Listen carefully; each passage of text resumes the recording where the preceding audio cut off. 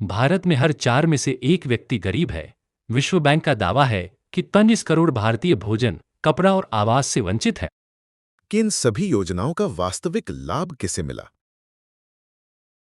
अर्थव्यवस्था की भाषा में जीडीपी और जीडीपी पर कैपिटा के बीच काफी फर्क होता है, क्योंकि जीडीपी किसी भी देश की कुल राष्ट्रीय उत्पादन को दर्शाता है और जीडीपी पर कैपिटा का अर्थ है उसकी औसत गणना, यानी आर्थिक वृद्धि में प्रत्येक नागरिक की भूमिका और भागीदारी।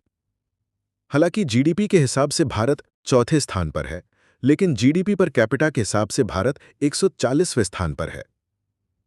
सीधे शब्दों में कहें तो दिन के अंत में आम जनता की स्थिति पर यह एकमात्र प्रश्न है, और वही प्रश्न अब बेबाक तरीके से विश्वविद्यालयों द्वारा उठाया जा रहा है। वे बता रहे हैं कि 2025 में भी भारत में हर 4 नागरिकों में से एक गरीब है। 35 करोड़ से अधिक लोगों को आज भी पोषण युक्त भोजन, कपड़े और सिर ढकने के लिए जगह के लिए रोज लड़ना पड़ता है। यानी भोजन, वस्त्र, आवास जैसे मूलभूत अधिकारों से वंचित एक चौथाई भारतीय।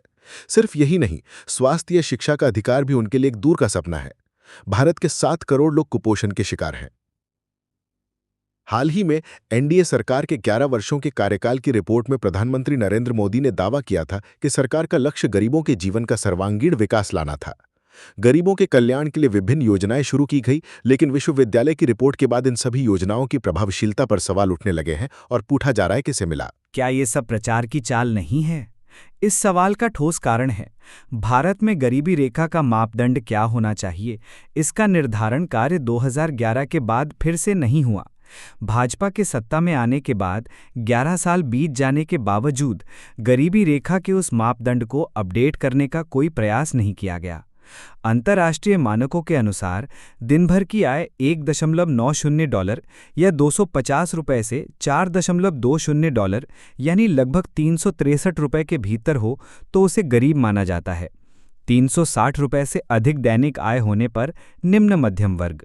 लेकिन विश्व बैंक का कहना है, वर्तमान में भारत जिस विकास स्तर पर पहुंच गया है, वहां आम जनता की क्रय शक्ति को ध्यान में रखते हुए $1.90 नहीं बल्कि $4.20 आय को नया मापदंड मानना चाहिए। श्रीलंका, नेपाल और बांग्लादेश जैसे पड़ोसी देशों में भी $4.20 को मापदंड माना गया है। इसलिए भारत भी यदि उसी पुरानी दर पर कायम रहता है तो ये प्रभावी नहीं होगा। देश में 35 करोड़ से अधिक लोग न्यूनतम सामाजिक जरूरतों से वंचित हैं, जिनकी रोज की कमाई 250 रुपये है। वे जिंदा रहने के लिए संघर्ष कर रहे हैं। यदि 360 रुपये को मानक माना जाए तो गरीबों की संख्या 35 करोड़ से कहीं अधिक होगी। शहर और गांवों में गरीबी की तस्वीर कैसी है, इस पर रिपोर्ट सामने आई है। देखा गया है कि शहर में बढ़ते मकान भाड़ा और नौकरी की अनिश्चितता के कारण कई लोग झुग्गियों में रहने को मजबूर हो गए हैं। ग्रामीण भारत की तस्वीर भी अलग नहीं है।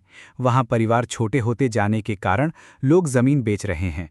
शुरुआत में चाय बागानों पर हमला होने के कारण गांव में भी उपार्जन यानी कि आय कम हो रही है।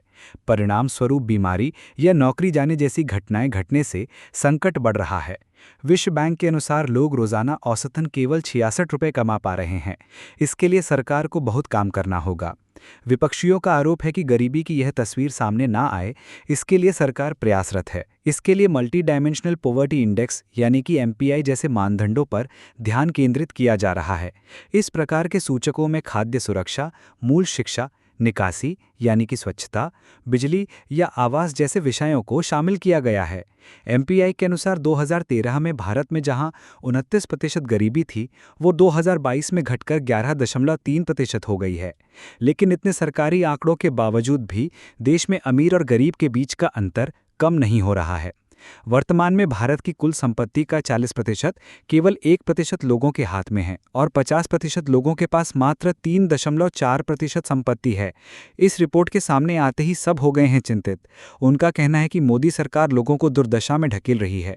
जब लोग अनबंद जगहों पर अस्पताल जाते हैं, तब प्रधानमंत्री अमेरिका जाकर महंगी मछली खा रहे होते हैं।